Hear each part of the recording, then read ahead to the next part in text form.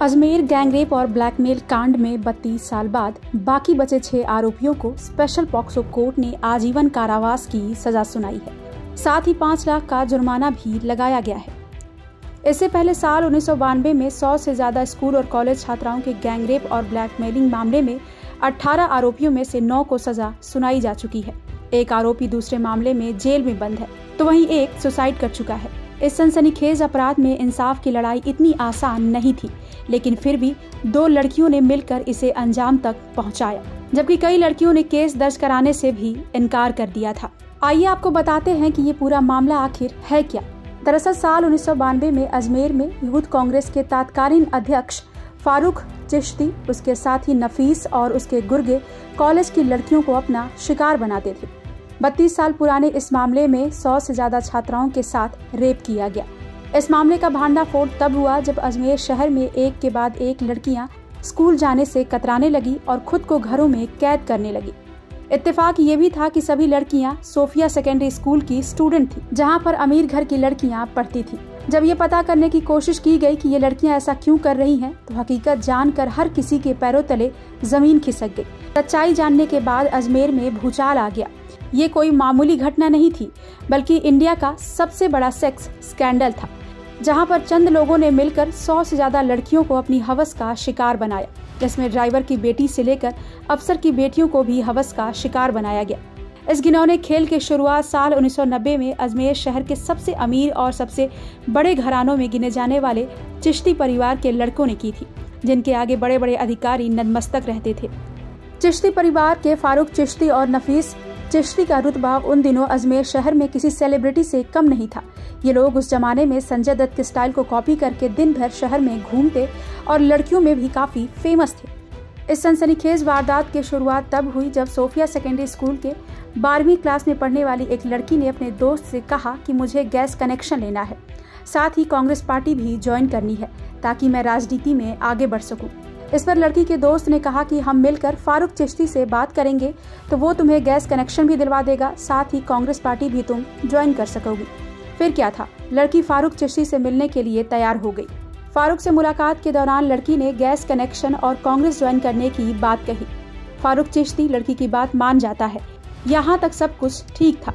एक दिन रोज की तरह लड़की सोफिया स्कूल से पढ़कर वापस अपने घर जा रही थी।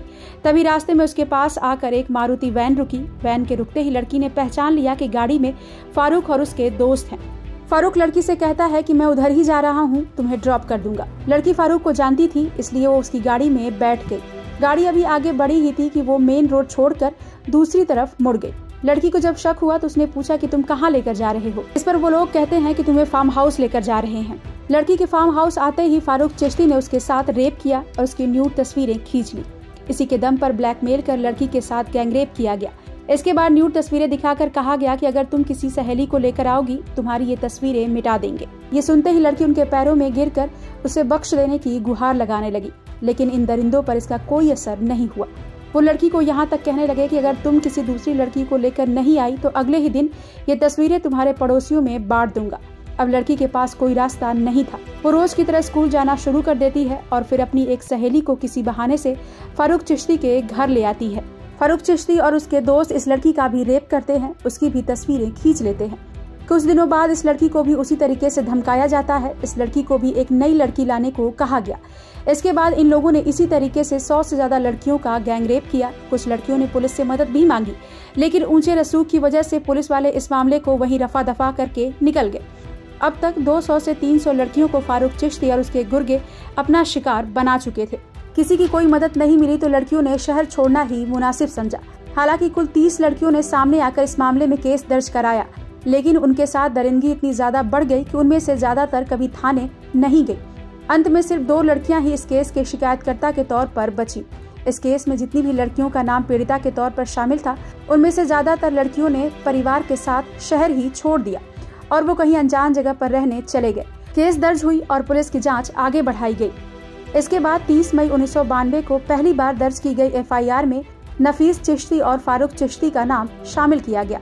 हालांकि आगे की जांच के दौरान फारूक, नफीस और सैयद को ही इस पूरे कांड का मास्टरमाइंड बताया गया।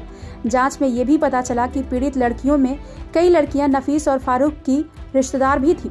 इस केस के मुख्य आरोपियों में से एक फारूक चिश्ती इतना शातिर था कि उसने खुद को फर्जी मेडिकल कागज के आधार पर पागल घोषित करवा लिया। कोर्ट ने भी उसे सही मानते हुए शुरुआती ट्रायल में कोई सजा नहीं दी और उसे बरी कर दिया।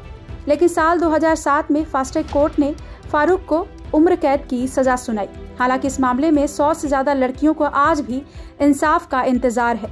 कोर्ट में आज भी मामला दर्ज है। जिन लड़कियों के साथ हैवानियत हुई उनकी उम्र आज 50 से 54 साल के ऊपर हो चुकी है, लेकिन उनको आज भी इंसाफ की दरकार है। ब्यूरो रिपोर्ट, क्राइम तक।